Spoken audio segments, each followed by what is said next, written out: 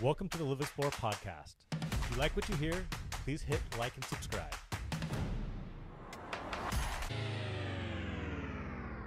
Welcome everyone to the Build Better podcast. I'm Sean Payne, your co-host. I'm Isaiah Chas, your other co-host. And today we have Lauren Alexander of the Armony Companies. Thank you very much for joining us. Happy to be here. So let's talk about what the Armony Company does. The Armony Companies is a group of companies consisting of a development company, real estate development company, and a general contractor. I actually started the company with my wife. She's the general contractor in our group. And then my brother also is part of our group of companies, and he's doing some real estate services as well.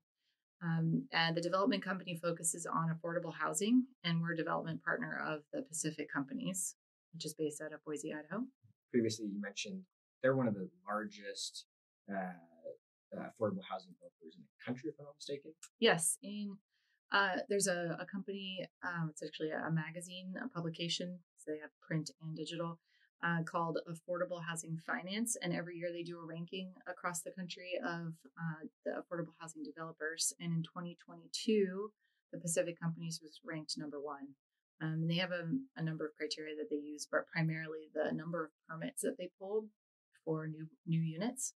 And they were the number one in the country. Wow. Yeah. We met you, or we first heard you speak at an urban chat meeting here in town, talking about a project over on Ravina Lane. Mm-hmm. Do you want to talk a little bit about what's going on with that project right now? Sure. So Ravina Lane Apartments is called now. The name could change. It's on a 1 acre piece of property at the corner of Jacqueline and Ravina Lane, up in the midst of a single family home subdivision. It's actually two, I think, that are kind of neighboring, that were built several years ago on that quarry. And we bought the piece of land. We closed on it in say October of last year. And we have a proposed project for 34 affordable housing units on it. 2 building project with some tuck under parking and some surface parking. It's currently under in its, we think, last round of comments at the city staff level, and we'll go to planning commission sometime in February is what we're told right now. Oh, that's great. Yeah. That's great. What types of projects is the Armony Companies typically involved in? Is it mostly affordable housing, all affordable housing projects similar to Ravina Lane? Good question. All the projects that I'm working on right now inside of Armony Development are affordable, but they come in different forms. So I'm doing projects all over the state, and this is the smallest one at 34 units. The largest one that I'm working on right now is 264 units, and in all sorts of different types of jurisdictions. So up in West Sacramento, down in San Jose, several locally. Got one in Cloverdale, one in Sebastopol. It's under construction. 2 in Santa Rosa that finished construction a few years back. And they ranged really from rural type projects, kind of out on the outskirts of counties, to really urban projects like in San Jose. That's a 178 unit podium, 5 stories over a podium of parking type project that's part of a master plan. One of the things that we're doing quite a bit of, or I'm doing in partnership with the Pacific Companies, is there are a number of market rate developers who go into a city or county and do a project, and they're required to build a certain number of affordable units as part of their project, which is often called inclusionary housing. Familiar with that term? And they it's a really big burden on their pro formas. It's a killer, really. And there are often options to fee out, where they pay a fee instead of building units. Right. But one of the things that we do is we actually partner with master developers like that, and they give us the land and the pad and all the offsite utilities to the pad, and then we take on the entire obligation from there. Oh, wow. So we're doing a number of projects like that, and increasing actually as it becomes more of a burden to the market rate guys. Yeah, that would make sense. Because that is a kind of the bottleneck often that way with new development. So you said more and more of your projects, percentage-wise, you're seeing a lot more of those? Yeah, it's something I'm making more of a purposeful effort to do, especially right now. There's a lot going on in the economy with interest rates, and a lot of the market rate developments are having a hard time, especially if they hadn't already started construction with their projects penciling. And so everybody's kind of reorganizing, redesigning right now. Right. And it's just a good opportunity to introduce ourselves to people and who we haven't worked with before. Sure. Yeah. So I'm just putting more attention on it right now. Right. No, That's really interesting. Can you tell us a little bit? Well, we got into this before the podcast started. The reason why a lot of the market rate housing has an issue meeting these requirements is because this is such like a niche housing market, right? Like affordable housing is so difficult to. I mean, we were talking about just the moving pieces. It's very complicated. It seems like so. It takes that expertise and, like you said, someone doing it full time that way. So Yeah, absolutely. It's I mean, they're both real estate development, and you're both building more or less the same product. If you're talking about apartments to apartments. The difference really primarily is that affordable housing, because you're going to restrict rents, has to be subsidized in some way. Otherwise, you can't make the numbers work out. You can't build it. So the federal government and the state both have programs to offer that subsidy that closes the gap to being able to develop affordable housing. And unlike market rate housing, what drives affordable housing programming is actually the financing. So these financial programs, there's a number of them, but the two largest in the state are the 4%, 9% program, which we were discussing. And they have requirements, and they also have a scoring system which favors certain types of housing. So when we go to a piece of land like Rovina Lane, while we need the land and that's kind of the same starting place as a market rate developer would have, we have all these requirements we have to meet in terms of the unit mix, the unit sizes, the amenities that are on site.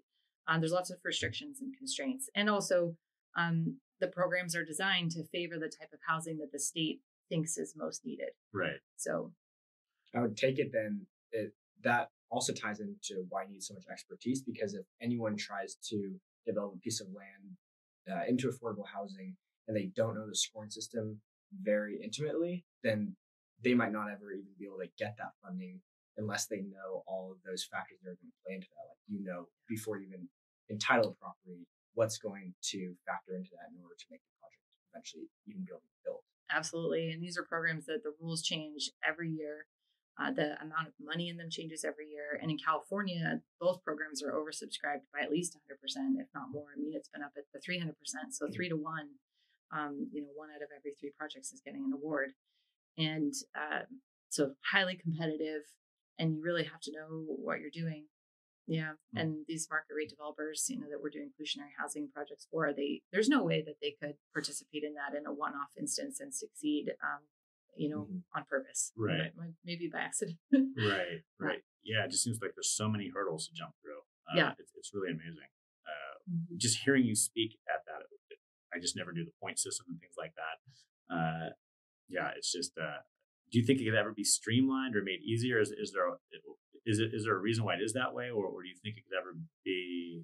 Is there a process that can be put in place to make things easier for affordable housing to go to fruition that way? At the financing level? Yes, at the financing level. That's actually already happening. So the state has done quite a bit over the last number of years. And keep in mind, I'm relatively new to the landscape. So I just started in 2018. And even since I've started, the 4% and 9% program are run by 2 different agencies at the state level under the treasurer's office. But they've actually combined so that the applications are now almost exactly the same. So they've adopted the same regulations. It used to be they're entirely separate.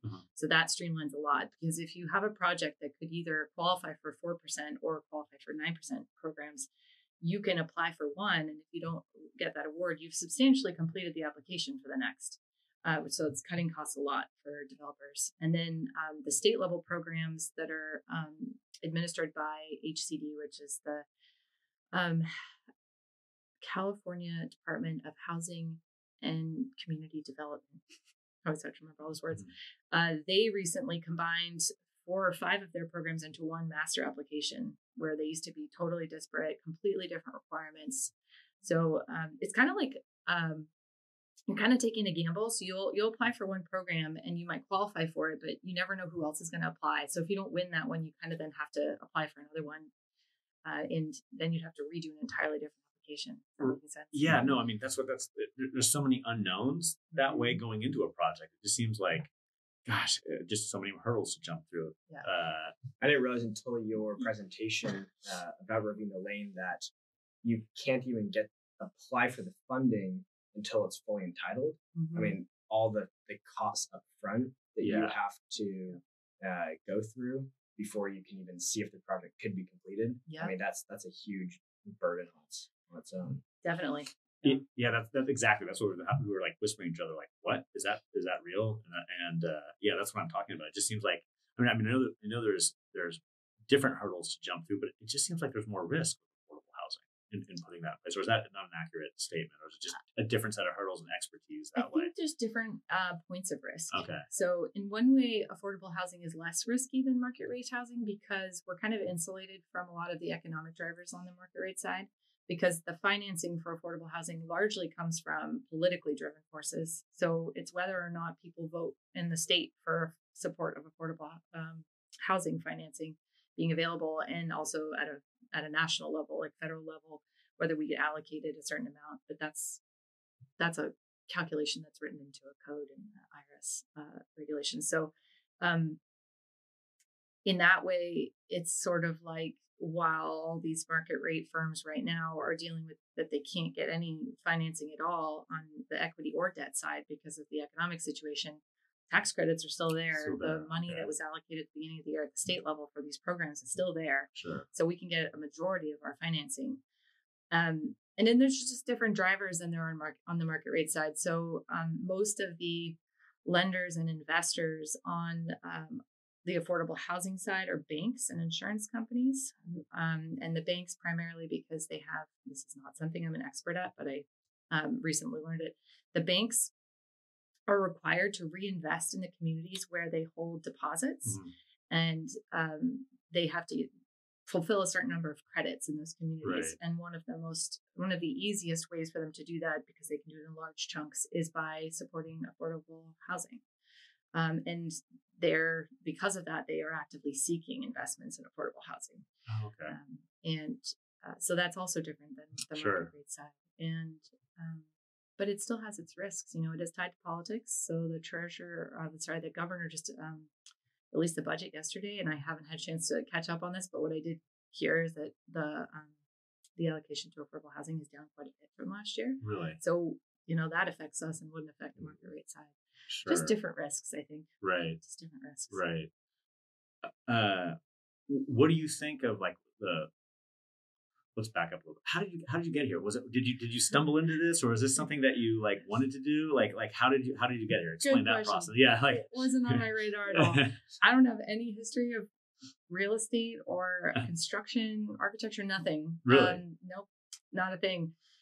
The CEO of the Pacific Companies, his name is Caleb Roop. I've known him since I was about 15 because he was a customer of my dad's. Okay. My dad owns a business education company, and I actually worked for them for the first 7 years of my career. And so that's how I know Caleb. And when I left my parents' company in 2017, 2018, he knew that I was looking at what I was going to do next. And we were moving up here, and he's like, hey, down the street from you, I have a project going on. If you want to just shadow a project manager and see what it's like, you can go do that. Really? So that was my introduction to this industry. And when was that? That was in 2018. Okay. Wow. Because you seem so informative. It seems like you went to school for, just the... Well, it seems like that because on the outside, it's such a foreign thing. It's not something you hear about every day. Yes. So these concepts of like tax credits and stuff, it sounds like a foreign language. It certainly did to me. Yeah, learning a lot, and there's always something new. That's changing. It's just endless. All right, that's really cool. That was not the answer I was expecting that way. So do you see like opportunities for other affordable housing projects here locally that way? What's your take on like affordable housing locally, regionally, the future? Like, give me your take that way. Kind of an open-ended question, but. So one of the main drivers of the scoring systems that I was mentioning to you are there's two maps that get updated every year. One is produced by an arm of UC Berkeley, and the other is really just census data. And they indicate the one from UC Berkeley is what they call a resource allocation map. So I think that's the name of it. And essentially what the state is trying to do is they're trying to say we don't want to concentrate affordable housing in places where they're poor already. Because if we put a bunch of people who don't have resources in a place where there are no resources, we're essentially, circulating this never-ending poverty circle that we have and have had for many years. Now, I don't know if this is the right answer. I'm not weighing in on any of that, but that's the current thought. So they're putting together a map that says, here's where all the resources are. Sure. Schools, jobs, transportation. And they favor those places in the scoring system. And the map has a highest, high, moderate, and low resource areas. And right now, the places that you can get scoring points for is in the high and highest resource areas. So the Rovina Lane site, I think I mentioned this in my presentation, happens to be in a high resource area. And there's just this tiny pocket in Petaluma. Right. It's not the whole city. And that makes it favorable for financing. And the new map for 2024 just came out, and more of the county is in that high or highest resource designation, which is great. Right. It was kind of an odd situation last year, where if you looked at the map, it looks like this huge portion of Sonoma County is highest resource, but most of the areas are actually like preserves land, agricultural land, rural land, or places where you can't get services, right? You can't get amenities and utilities and stuff. Sure. So it's really limited, which really was difficult. And the reason you saw so much development going on in Santa Rosa is because Santa Rosa had gotten an allocation of money, like sort of a one-time thing where they had a bunch of money to put towards projects. So they were a little bit immune to that problem. But the Cloverdale project, the Sebastopol project that I worked on, were both in high resource areas when we started the project. And you can carry that allocation forward. So if you are the year that you get site control, as long as it's high resource or highest resources, then you can carry that forward, even if the maps change and you lose it. Okay. So that's good for this county. I mean, that more of that area will be available. Yeah. The biggest problem up here, and I don't know if you guys know, and again, not an expert on this, but there is a local bond measure that's going to be proposed in November for $10 to $20 billion worth of bonds. Yes. That will bring an influx of money, but we're going to have a problem there too, because while there will be a lot of that money, it's not going to be enough to run and fill an entire project budget. So those projects will still have to go get tax credits at the state level. Oh, really? And because those are fixed, we're going to have that constraint. So there'll be all these projects that get all this bond money, and then they're going to sit there waiting their turn to get tax credits. Right. I think that's the bond that we spoke with Cal Weeks of Generation H, right? Oh, yeah. Yeah. Yeah. Exactly. So huge support of it, obviously. Oh, yeah. Yeah. Absolutely. Backing up a little bit, you mentioned that you partner with market rate developers to finish out their side of the required affordable housing aspect.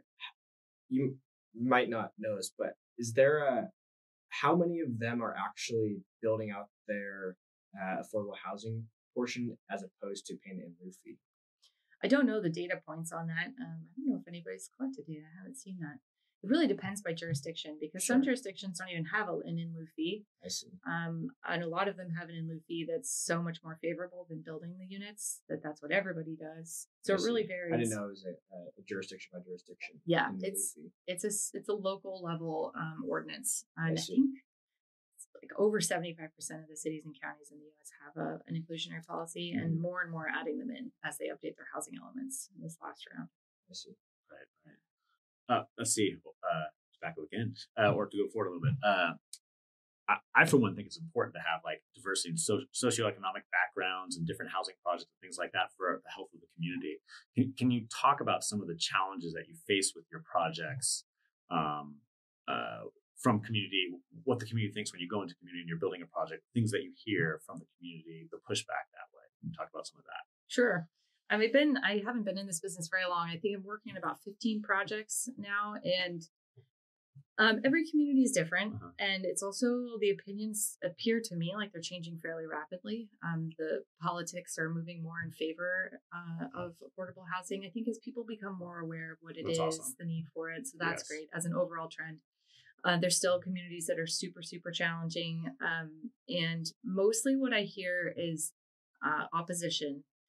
And I have learned over the last couple of years that from city officials, and also sort of like people who are like Cal, who are involved in like on the ground talking to people, canvassing, sort of getting an idea, is typically what we hear is opposition. We don't usually hear from people who support it, though there's a large number of people who do. They just don't have the impetus to go to a meeting and complain about it because they're not directly around it. And they support it. So there's no reason from their view to kind of like go in and fight it. Right. So typically on the public front, what you get is just all the reasons why not. And look, I own a home. I live in a city that's a subdivision. Construction is of any kind is disruptive. It's long. Right.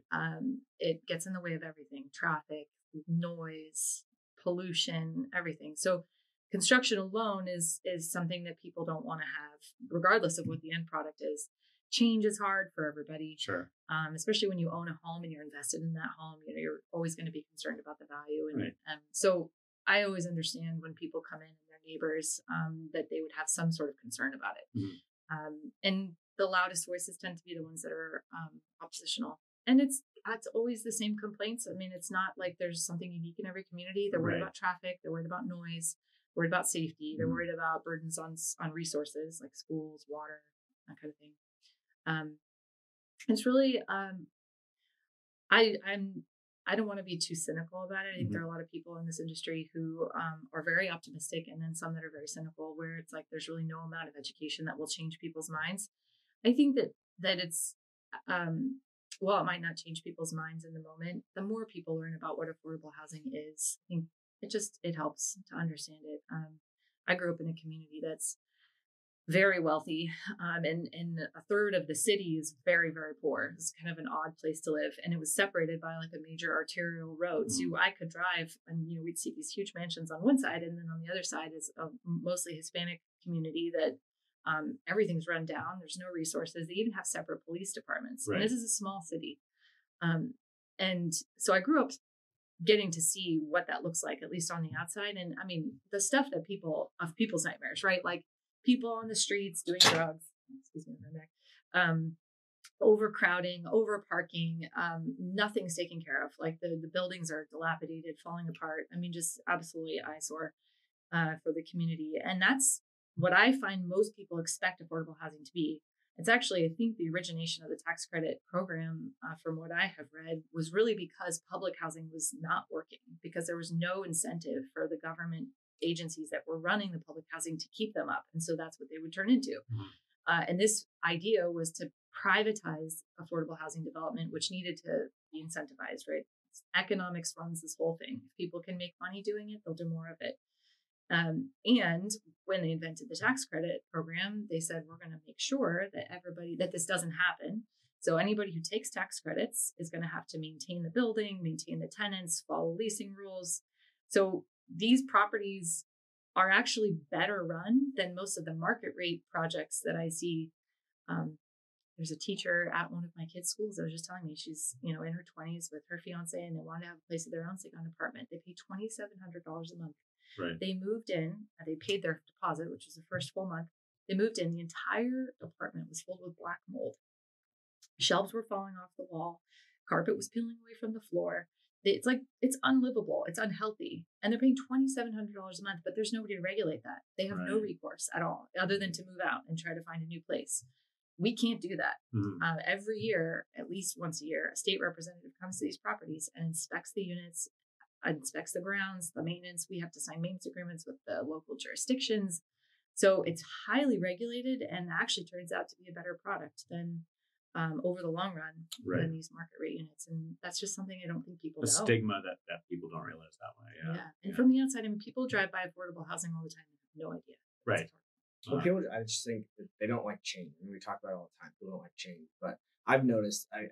I've seen tenants that live in horrible conditions, and then suddenly they get moved to a nicer unit, and all of a sudden you'll walk up to their unit and their shoes will be on the front doorstep.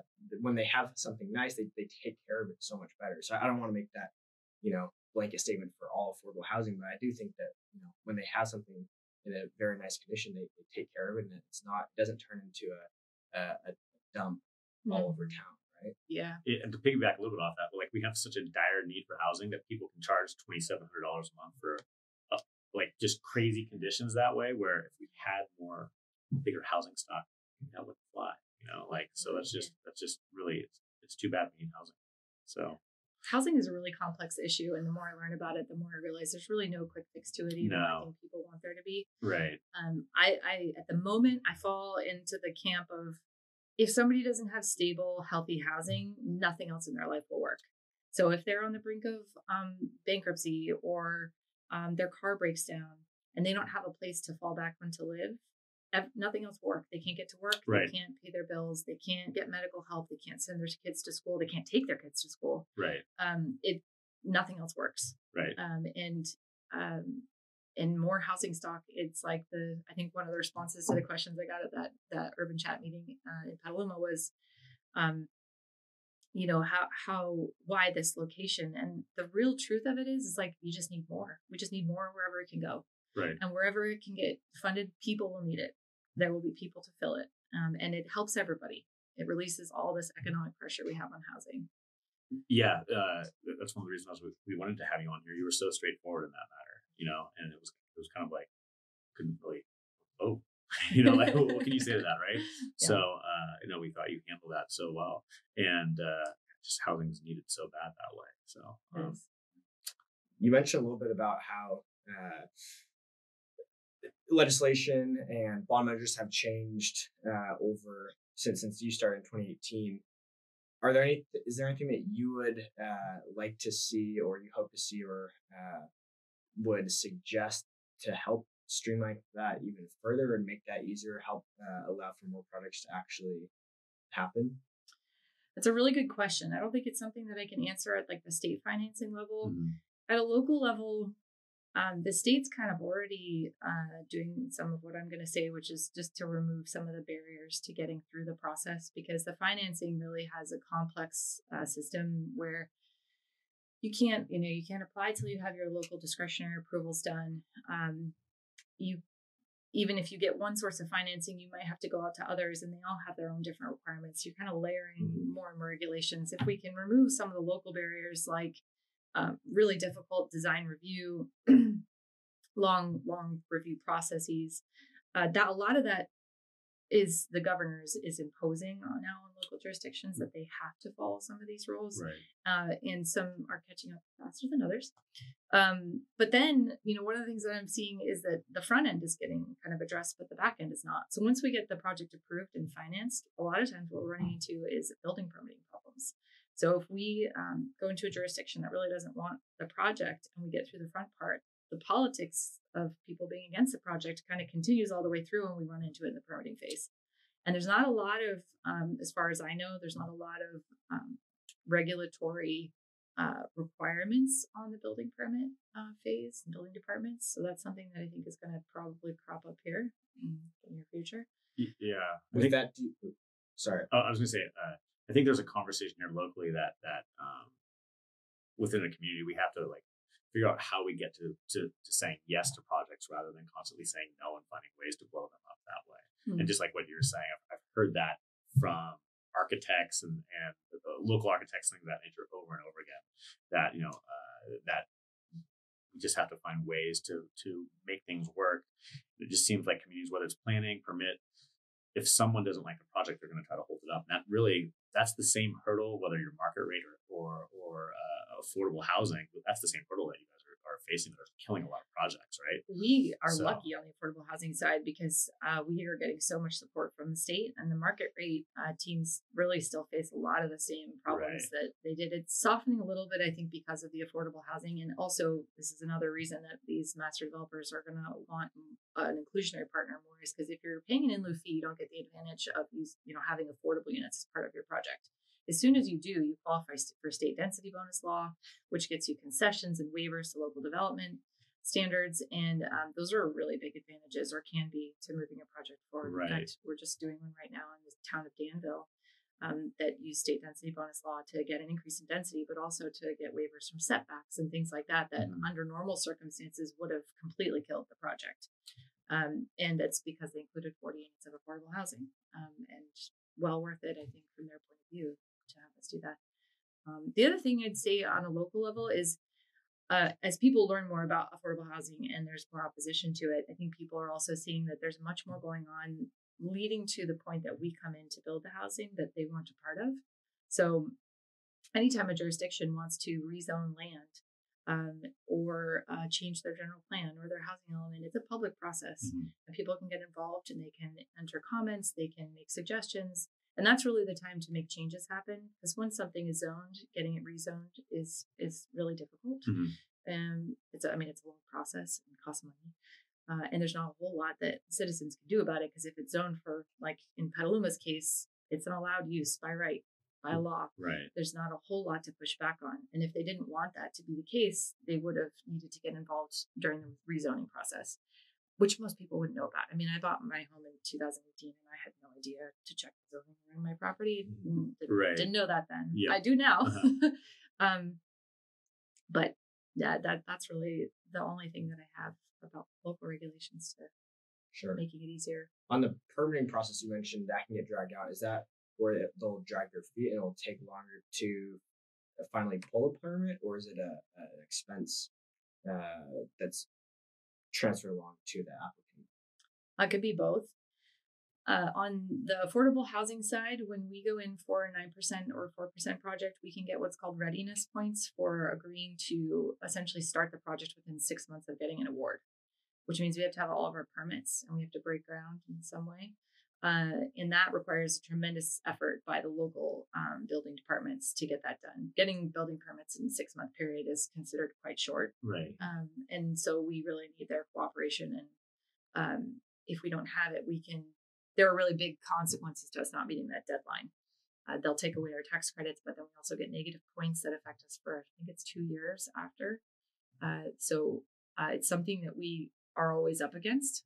We have a whole department in the Pacific Companies that does just this. It's just the permitting, because it's got such a tight deadline on it. Yeah. So you have to get things entitled. You apply for the tax credits, and then you basically have to get your permits ready. So like if you get it, you're like, go. Is that like? Yeah. So when we apply for a 9% or 4% tax credit application, when it goes in, they release a list of people who applied and what's called their self scores. So you kind of get an idea of where you rank within a couple weeks of having applied, but they don't actually give the final awards until 3 months, 4 months later. So in that period of time, you're either just going to wait until you get your final award to be sure, or you're going to say, we think we have a good enough shot that we're going to start the permitting now. Because you have to pay for the construction drawings before they even get to the building department. Right. And so the Pacific companies will typically, if they have a good sense that they're in a position to get an award, they'll start right away. And this is what's happening with Cloverdale. We got the final award in December, but we knew about the award in like August, September timeframe. And it looked really good that we were going to win. So we started construction drawings as soon as we knew. And let the local jurisdiction know. But we went in, when we finally got the award, we went in and had a meeting with the city. And they're like, we can't do this in 6 months. We're like, well, we have to. But like, it's just not flexible. It's not negotiable. Right. And so we really go in and we kind of disrupt everything, because they have to organize around a new timeline that they're not used to. And if they're not willing, you can see really easily how we run into problems. And there's no recourse on that problem. Really? Wow. God, it's just another hurdle. Yeah. It's kind of like hurry up, go, wait, go. Is there anything else that we haven't talked about the process, or anything that you'd like to bring up? Oh no, I mean, I'm just here to answer your guys' questions and whatever you're curious about, what's relevant to your listeners. Is there anything else that you think they would want to know? No, I think that was very informative. The whole tax credit is it's confusing for someone that doesn't understand that. It's a lot to navigate. It's really complicated, and I'm focusing more on learning, because it's quite complex. In some ways, it's really complex, and in other ways, it's not. I mean, there's a whole part of this market that's dedicated entirely to managing the tax credit situation and getting financing for the tax credits. You'll have teams of lawyers and CPAs working on that end of it. So the technical part of it, there's lots of professionals who know how to do that. And then on my end, where I'm coming in and I'm bringing, trying to find new projects, new sites for projects, I need to understand the scoring. So I know what's favored and what will win, because that's how I'm going to select a project site. And if you try to get into all that regulatory stuff, it's complicated. This might be a really dumb question, but if you don't get the 9% tax credit, how much more additional funding would you need on top of the 4%? And if you got the 9%, is that enough funds to build out a project, or do you need additional funding on top of that? So you don't. There is a program where you can kind of get both 9% and 4% credits for different parts of your project, but they're actually two separate programs that you can't use together. So you're either going for a 9% or you're going for a 4%. Okay. And you can't do a project without them. There's no way around it. The better question would be, how much more subsidy do you need to qualify for those programs? Because that's really, I think, what you're asking, which is, there are some projects that need to get 6 or 7 layers of subsidy before they even apply for tax credits. So you have to have the funding and some funding in place to even apply for those credits. In most cases, yes. Oh, wow. Yeah, in most cases, yes. So the 9% program, for example, the tax credit is essentially, it's something that gets awarded to the developer, and then they go out and they find an equity investor who wants those tax credits. They want the tax reduction. And that's why it's mostly banks and insurance companies, because there aren't very many entities that can utilize those and get a return. Sure. And what they do is they pour equity into the development so we can actually pay for the construction. And in the 9% program, as an example, because of how oversubscribed it is, how many people want tax credits for projects, what's winning right now has more than $100,000 per unit in money, in what's called soft money, so like below market terms for interest rates and duration, some that doesn't even need to be paid back. They need that much per unit to even be competitive for 9%. So you can imagine if we went to the city of Petaluma for this project and we said we needed $100,000 per door, that's $3.5 million. Most cities don't have that. Right. So then you're going to the state level and you're saying, well, what program can I qualify for that can get me more money? And then that program comes with its own requirements for affordability levels, for unit mixes. It can get really complex. And there's different schools of thought on it. The developers take different approaches. Some are entirely mission driven, where they just want to put housing where they think it's most necessary, regardless of how difficult it is to get done. Mm-hmm. And those kinds of projects, can stack subsidy for years and years before they finally get done. This project in Cloverdale, we thought was, it would have won on its first round, but there was a complication with it. But it took 2.5 years of trying to get it financed. Wow. Yeah. For the tax credits, do you have any idea of how many projects apply for it versus how many are funded that way? It's usually like 3 to 1. 3 to 1. Okay. At least. Yeah. Most, a lot of what's happening right now, a lot of my projects are really, I'm just focused on the 4% program. There's just, if you can actually see it, it's all public. The 9% program puts out the list of applicants and then the awards, so you can kind of take a look. But it's set up by region, and there's also things called set asides for different specific types of projects, like senior projects and farm worker projects. But you're only getting 1 or 2, like the northern region, which is up here. You're only getting 1 project awarded every round. Really? If that. Wow. Yeah. Which is why we're going for the Petaluma, because it has such a small number of tax credits for this whole region that a lot of times projects don't even apply. And so if you have a small one, you can kind of sometimes squeak in. I see. Okay. Yeah. Do you ever have an equity partner that will back out because you don't get the 9% and only get the 4%? You don't get the equity partner until after you have the tax credit. I see. Yeah. So you essentially get the award and you go out to a bunch of equity investors and you say, here's what we've got, here's the project. And they have a whole system for assessing which projects they take on and why they want them. The CRAs, the Community Reinvestment Act credits, are the main driver, as I understand it, from the bank side. So sometimes I just recently was talking to a syndicator, and they actually will get calls from banks who are like, we need projects in these towns because we don't have any credits in these towns. So call us when you find one.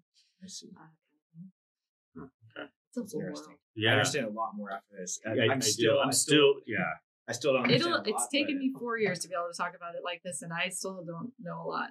Like my colleagues or Caleb will listen to this and be like, yeah, you missed this, and this, and you didn't know this, and there's just so much to know. Right. Yeah. Right. On a totally side note, and then we can wrap up. Caleb has a robotic. Do you want to talk about that? Yeah, sure. You know what I'm asking. Caleb founded an automated manufacturing facility in Nampa, Idaho, that basically builds modules for housing. It's called Autovol. Highly recommend checking it out. It's cool. They've got really cool videos on there. It's the first one of its kind in the U.S. There are other countries that do use robotics. So the difference being, because there are modular facilities in California that I'm sure you've heard of. Sure. but the difference is that this one is run, I don't know what percentage, by robotics. So very cool. It's a really cool thing to see. I got to tour it this last year. It was really, really neat and very highly productive. They save like $100 a square foot in the Bay Area on construction costs. Really? Modular. Wow. Working on a couple. Actually, Armony Construction's first project will be a modular one in Marin County. Really? That's a whole other podcast. That seems like a really cool podcast. It is, yeah. Well, when you check it out, let me know, and we can have Deanna on here. It's my wife. She's working on the modular. Very cool. We watched a video, and the arms of the robots are like the size of this room. Oh no, they're massive, and spend all day in there watching. Yeah, it's really neat. Wow, it's really cool. It's really cool. So, anything else that we want to touch on? Anything else? I think we're just going to wrap it off. Well, thank you very much for joining us. If someone wants to get a hold of you or the Armony Companies, how do we do that? Probably the best way would be through our website, which is thearmonyco.com. And I can send you a link to it if you want. My email address is on there. My phone number is on there. And I'm happy to talk affordable housing anytime. Cool. Cool. Yeah, we'll link that in the description if anyone wants to check it out. And Yeah, well, thank you very much for joining us. If you guys enjoyed this content, please hit like and subscribe for future episodes. Thank you very much. See you next time. Welcome to the Live Explore podcast. If you like what you hear, please hit like and subscribe.